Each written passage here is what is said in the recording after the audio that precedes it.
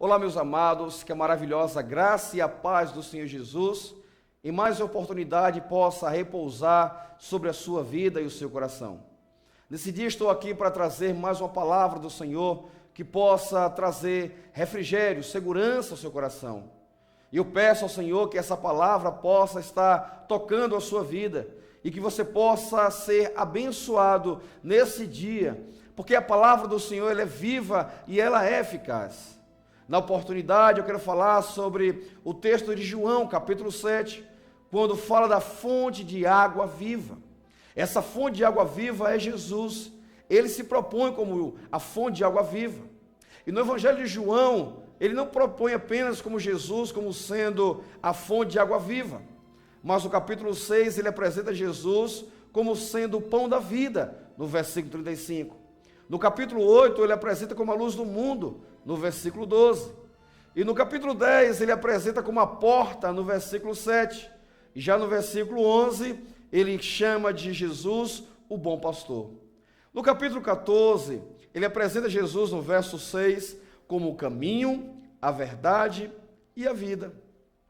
E nesse capítulo 7, Jesus, ele se propõe, ele se apresenta ao judeu como a fonte de água viva. E essa proposta de Jesus para o judeu estende para a minha vida e para a sua vida. Mas para que nós possamos entender a proposta de Jesus através desse texto de João capítulo 7, nós precisamos nos inteirar um pouco do acontecido. O cenário que Jesus estava vivendo era a festa dos tabernáculos. E o capítulo 7, a partir do início do seu capítulo, ele fala sobre a festa dos tabernáculos, que era uma festa que acontecia anualmente. Era uma das três principais, era uma das três mais importantes festas que o judeu, ele tinha o seu culto de ritual anualmente. E todos os anos os judeus saíam de suas terras, saíam de suas casas, de suas cidades, e iam para Jerusalém e armavam o acampamento ao redor de Jerusalém. E lá eles abriam suas tendas, eles faziam suas tendas de pano, ou de lona, ou de folhas e galhos de árvores, mas o propósito era trazer à memória o tempo que o povo passou 40 anos no deserto. E eles ficavam ali cercando a cidade, e todo judeu levava a sua família e colocava dentro dessa tenda por 7 dias. E todos os dias os seus pais ensinavam aos seus filhos a bondade de Deus, o qual havia acontecido no passado com os seus antepassados. Amados, existem pessoas que até hoje vivem assim, vivem o seu passado, pessoas depressivas que têm medo de voltar a repetir o que aconteceu no passado, como também existem pessoas que só contam bênçãos que aconteceram no passado, porque a sua vida atual não é uma vida de comunhão com o Senhor, então tem pouca experiência com esse Deus. O texto que nós vamos ler do João capítulo 7, ele trata exatamente sobre a necessidade do homem de ter algo mais do Senhor. E essa memória, essa reflexão que o judeu trazia para a sua família, de que Deus foi bom no passado com os seus parentes, com os seus tataravós e bisavós. Ele era aquele mesmo Deus que permanecia até hoje, mas também eles não contavam nada de bom para o momento. E nesse ritual anual do judeu, ele trazia à sua família esse convívio, esse relacionamento com esse Deus dos seus antepassados. O texto de João, capítulo 7, no verso 37 diz: no último e mais importante dia da festa, Jesus levantou-se e disse em alta voz: se alguém tem sede, venha a mim e beba. Essa tradução da NVI é uma tradução mais detalhada, mas também uma tradução delicada quando Jesus declara em alta voz. Na verdade foi um grito, na verdade foi algo que chamasse realmente a atenção. E aí ele continua no verso 38 e diz: quem crê em mim, como diz a Escritura, do seu interior fluirão rios de águas vivas. Esse Jesus que apresenta nesse exato momento aos seus discípulos, aconteceu exatamente quando, em seu ritual de culto, os levitas, eles saem com seus vestidos longos e brancos, sem nenhuma mancha sobre o seu corpo, mas puros, limpos, com talhas com vasos de ouro nos seus ombros, e ia do templo até o tanque de Siloé buscar água. E todas as manhãs eles faziam exatamente o mesmo ritual. Eles saíam do templo com a talha nos ombros, ia ao tanque de Siloé, pegava a água e entregava na mão dos sacerdotes. Os sacerdotes que estavam arrumados com suas roupas sacerdotais, carregavam no seu braço esquerdo o tefilim, uma tira de couro que começava do seu dedo e ia até o seu antebraço, aonde continha uma caixa com um texto de Deuteronômio capítulo 11. E o texto, a caixinha ficava exatamente na altura do coração, para que eles pudessem dizer o seguinte, que a palavra do Senhor estava guardada no coração. Ao mesmo tempo que ele usava o tefilim, ele usava filactérios. Esses filactérios ficavam na sua testa, uma testeira. E nessa testeira também, amarrada na sua cabeça, tinha uma caixinha com um texto, dessa vez, de Deuteronômio, capítulo 6, versículo 9. Esse texto era para dizer o seguinte: a palavra do Senhor está guardada na minha mente e no meu coração. Só que aí entra o salmista e diz: a tua palavra eu guardei no meu coração para não pecar contra ti. Existem muitas pessoas que agem exatamente desse mesmo jeito. Pessoas que abrem as suas Bíblias no Salmo 91 com a ideia de que a Bíblia aberta, as suas folhas abertas, vai trazer sorte, vai trazer segurança, vai trazer mudança para a sua vida. Mas eu quero dizer para você que a palavra do Senhor, se ela não for vivida, ela não tem valor algum. Porque essa palavra, ela foi escrita exatamente com o propósito de nos abençoar, de abençoar a nossa vida quando nós lemos e entendemos. Até porque a Bíblia é o único texto ao qual o autor estará próximo sempre que for lido. O Espírito Santo, através de sua inspiração, homens, no período de 1500 anos, escreveu a Bíblia. Homens de várias culturas, de várias mentes, em várias situações e épocas diferentes. Cerca de mais ou menos 40 homens escreveram a Bíblia. E essa Bíblia se completa, ela se fecha. E ela cerca exatamente a necessidade da sua vida. Essa palavra, a qual Deus nos designou, nos enviou para que possamos aprender e entender, é sobre ela, em cima dela, que nós aprendemos, nós vivenciamos e nós crescemos em Cristo. E quando nós falamos sobre o cenário qual Jesus falava, que ele era a água da vida, o judeu preso à sua cultura, à sua festa dos tabernáculos, durante 7 dias não comia o pão sem fermento, nem sequer entrava na sua tenda. Para a sua cultura, o fermento simbolizava o pecado. Então, durante 7 dias não comia o pão com fermento, somente os pães asmos. E dentro da sua tenda, dentro da sua casa, ele fazia exatamente isso, servia para a sua família durante 7 dias esses pães sem fermentos. E sempre pela manhã eles levantavam, saíam à porta da sua tenda, e ia para ver a passagem do ritual dos levitas com as talhas de ouro sobre os seus ombros, aonde ia o tanque de Siloé pegar água e trazer e entregar aos sacerdotes. E isso aconteceu por 7 dias. E o texto do versículo 37 diz que no último e mais importante dia, esse era o dia do fechamento, era o encerramento da festa. A partir dali eles iriam se despedir. Então, pela manhã, quando aqueles homens saíram, os levitas saíram com as suas talhas nos ombros e foram em direção ao tanque de Siloé, e na volta eles vêm com esses talhas nos ombros. Jesus interfere, ele bloqueia essa ação religiosa, esse culto religioso, essa tradição judaica, essa cultura com que faz com que as pessoas fiquem apenas assistindo a água passar, mas não pode utilizar, não pode matar a sua sede, não pode se banhar, não pode se lavar, porque a água é apenas para ser vista em um jarro importante, vista em um jarro de ouro, passando apenas para ser entregue ao sacerdote, e o sacerdote depositar ao pé do altar em uma talha de prata. E Jesus, ele bloqueia, ele grita em alta voz, e ele fala: ouça-me, quem aqui tem sede? Ele faz a pergunta necessária para aquele momento. Porque o propósito de Jesus não era trazer mais um culto de ritual. E quantas pessoas vivem nesses cultos de rituais? Quantas pessoas fazem as mesmas coisas achando que Deus está olhando para o seu ritual? Quantas pessoas levantam pela manhã e fazem a oração do Pai Nosso pela manhã, pedindo ao Senhor proteção e vai trabalhar, achando que essa oração repetida, esse culto religioso vai te salvar de alguma coisa? Nós precisamos de um relacionamento, precisamos que esse Deus habite dentro dessas calhas, que essa água viva saia do pote de ouro e entre agora naquilo que é mais precioso, que é a minha vida e a sua vida. Nós precisamos dessa água. Nós precisamos parar de olhar a água passar nos ombros dos levitas e pedir com que essa água invada entre nossas vidas. E Jesus, ele barra aquela festa, e ele diz no versículo 37, se alguém tem sede, venha para aqui. Imagina, irmãos, os levitas passando durante 6 dias, isso aconteceu todas as manhãs, repetidas vezes.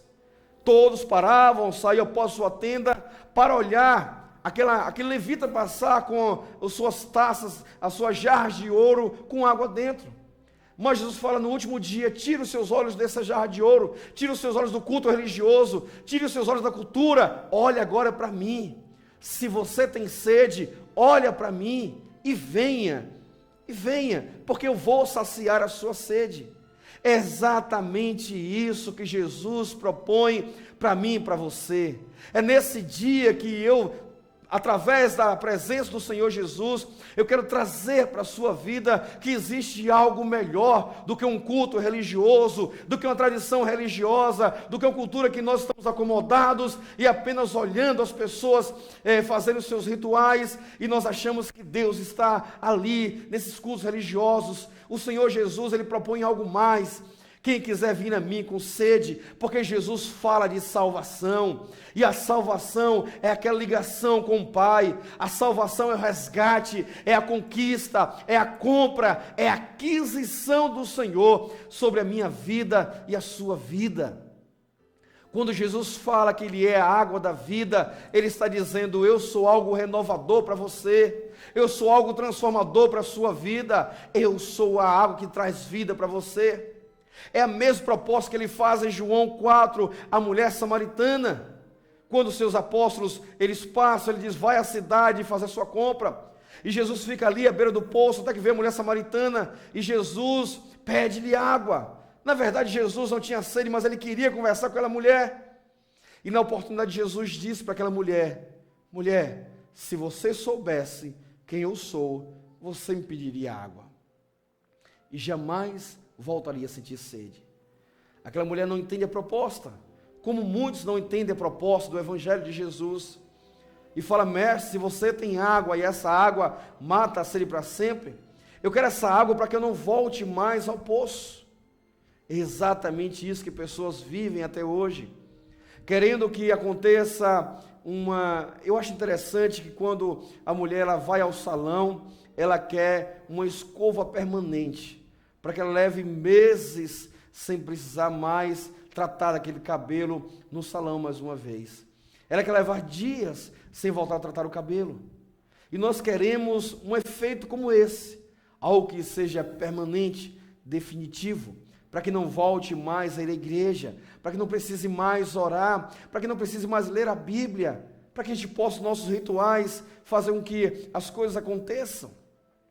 Irmãos, esse ritual, irmãos, é o ritual que o judeu chamava de o grande dia, o dia da salvação.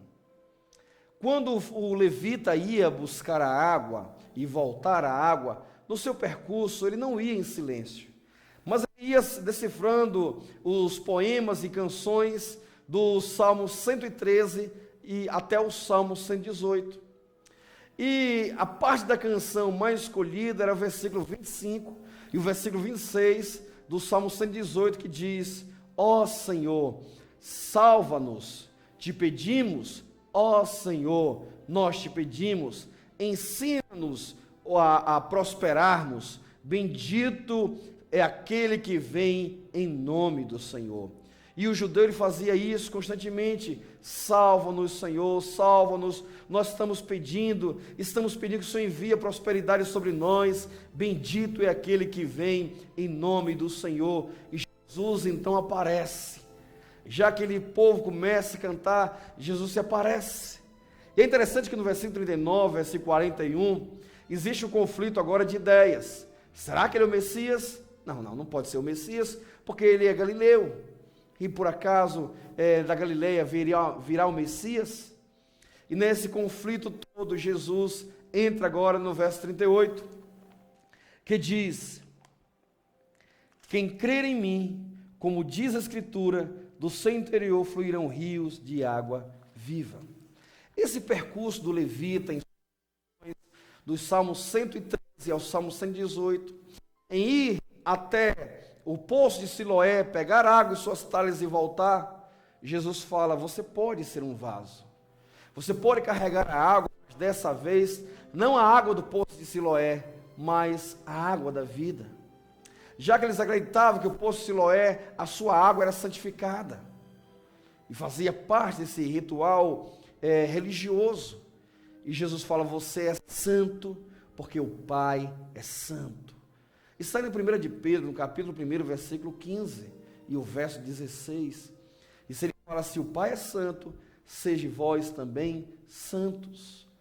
Essa proposta de Jesus nos propõe ser a água da vida, e agora fala: você pode ser o jarro, você pode ser o jarro de ouro, que contém essa água viva dentro de você. E aquele que contém essa água viva, não precisa mais ir até o poço de Siloé buscar a água, porque a água habita em você. Aquele que você venha. E ele fala como diz a Escritura. Ele está se referindo ao texto de Isaías, quando ele está propondo exatamente que, no capítulo 12, no versículo 3, quando ele dizia: vós com alegria tirareis água das fontes da salvação.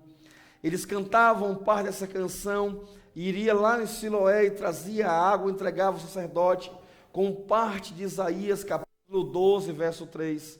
Vós com alegria tirareis águas das fontes da salvação. Mas em Isaías, capítulo 51, versículo 1, diz o seguinte: todos vós que têm sede, vinde às águas, e vós que não tens dinheiro, vinde comprai e vinde comei. Sim, vinde e comprai sem dinheiro e sem preço vinho e leite. É a menção que Jesus Cristo faz no versículo 38, quando ele fala como diz as Escrituras. Enquanto o povo cantava suas canções, o texto de Isaías 12, 3, e os textos dos Salmos 113 ao 118, Jesus, ele barra a festa, e ele diz: eu tenho uma proposta para vocês. E ele agora começa a falar sobre salvação.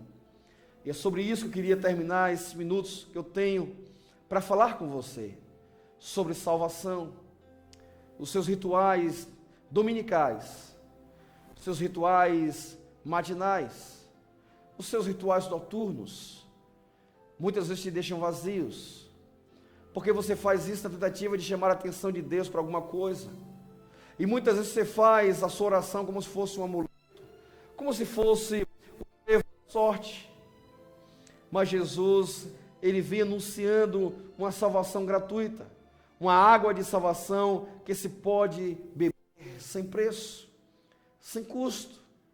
E ele ainda fala: o que eu tenho para você é gratuito, o que eu tenho para você é doado, você não precisa fazer nada por isso, é de graça, é pela graça. Foi exatamente isso que trouxe Jesus à cruz, o grande amor de Deus e a graça que estava sobre o Senhor Jesus. Essa maravilhosa graça nos permite termos essa água da vida dentro dessas calhas, dentro de nós. E essa água que traz a vida, nós podemos crer nele, crer que esse Messias, ele veio para restaurar a minha vida e a sua vida. Quando Jesus para um culto de ritual, ele para com o propósito de barrar e dizer: pare de canções repetidas e enfadonhas, pare de percursos longos, faça agora um outro percurso, cante uma nova canção, coloque um novo hino nos seus lábios, mude a sua direção. Salvação vem do alto, salvação vem de Deus, não é adquirido por suas obras, por aquilo que você faz, por bondade, porque ninguém é bom. A salvação vem por intermédio de Jesus Cristo. Ele sim é a salvação. E esse Jesus que morreu na cruz para nos salvar, ele vem exatamente nesse momento para dizer que nós podemos esquecer das prisões do passado ou da ansiedade do futuro, o qual nos consome, e começar a viver dia após dia em sua presença. Nós podemos adorá-lo e vivê-lo diante dele 24 horas, porque ele é nossa fonte de água viva. Ele agora habita em nós, ele agora não está mais na fonte de Siloé, ele está dentro de cada um de nós. Nessa proposta de João 4, ele fala para a mulher samaritana: mulher, se você beber de mim, você nunca mais voltará a ter sede. E eu que eu convido você nesse dia: se você beber de Jesus, você nunca mais voltará a sentir sede. E eu quero que você perceba que talvez você esteja decepcionado com alguma coisa. Você pode estar decepcionado com o sistema, com pessoas, com a política, com a economia, mas nunca com Jesus.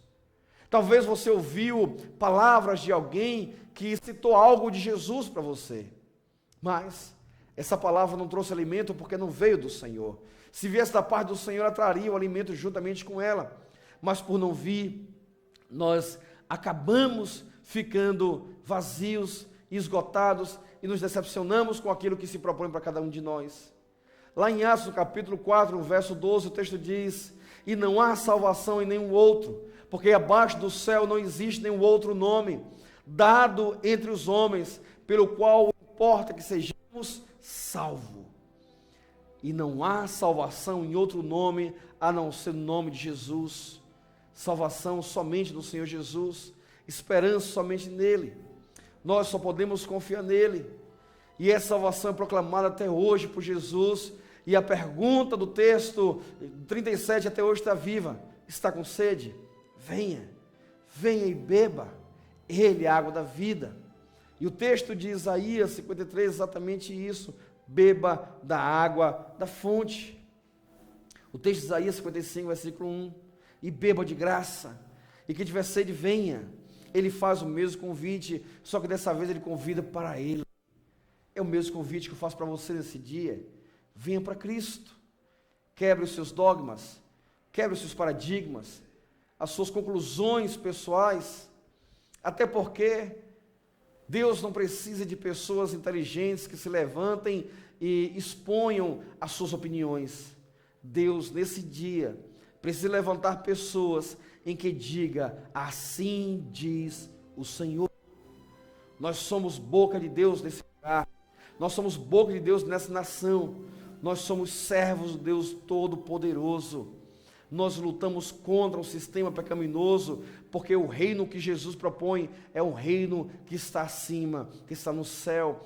E esse reino não tem fim, esse reino não tem crise, esse reino não entra em falência. Quantos domingos você volta para casa do mesmo jeito? Quantas noites se repetem e você utiliza remédio para tentar mudar a sua forma de pensar? Quantas vezes você investe em entretenimento para tentar se alegrar? Hoje, exatamente o investimento que o mundo faz. Hoje, a nossa maior despesa não está mais no alimento, mas em entretenimento, em filas de hospitais, psicólogos, psiquiatras, na tentativa de dar uma saída, uma solução, uma melhora, uma alegria, nem que seja por alguns minutos. Um remédio que traga algo prazeroso para os nossos neurônios, para que eles possam trabalhar melhor, para que possa trazer informação à mente que você agora está bem. Esse investimento em entretenimento vai acabar no momento, mas a fonte da água da vida, essa nunca vai cessar. E é nessa proposta, é nesse intuito que Jesus ele veio à terra, barrou, quebrou os cultos religiosos para se oferecer uma água da vida. E ali muitos fariseus e muitos judeus começaram a conflitar entre si para questionar quem é este homem que teve a audácia de barrar um culto anual de 7 dias E no último dia, Jesus fez isso. Ele aprontou alguma coisa. Para aquele judeu era mais ou menos o seguinte: ele pagou o mico, ele desfez o nosso ritual de anos, de séculos. Todos os anos, durante 7 dias, eles estavam ali para aqueles cultos de rituais, e Jesus quebra aquilo ali. Nós precisamos desconstruir muitas coisas, para começar a construir outras coisas. Eu cresci na igreja, cresci com o evangelho pregado, de uma forma simples e humilde. Com o passar do tempo, eu percebi que a doutrina estava mais alto, falando mais alto no meu coração, do que a própria palavra. E eu tive que começar a quebrar essa informação com a doutrina, para começar a viver a palavra do Senhor. E conhecereis a verdade, e a verdade vos libertará. E foi diante disso que o Senhor começou a abrir os meus olhos. E não que eu vivia errado, mas eu conhecia muito pouco. E o que Jesus tem para nós é exatamente a revelação da sua palavra. É aquilo que estava escuro, escondido, a gente não via, e agora clareou a luz, e agora nós podemos ver. Nós podemos ver face a face. Nós podemos ter a mesma experiência que Moisés teve um dia, em que ele estava na rocha, na frente da rocha, e disse a Deus que gostaria de vê-lo face a face. E Deus repreendeu e disse: se você me ver, certamente morrerás, mas eu vou fazer com que a minha bondade passe por você. O Espírito Santo de Deus, quando habita em nosso meio, nós sentimos tudo que Moisés sentiu. Nós sentimos ele passar por nós. Nós sentimos ele falar conosco. Nós sentimos nosso coração se encher de alegria. A paz do Senhor envolveu o nosso coração. Nós sentimos que há algo diferente mudando a nossa vida. Nós percebemos que esse algo diferente é exatamente a presença do Senhor, o qual saiu das talhas, o qual saiu dessa arca para habitar na minha vida e na sua vida. Hoje nós somos os vasos de ouro. Hoje nós somos vasos de honra. Paulo fala isso. Lá em Coríntios ele diz que nós somos seus vasos, aonde guardamos nós.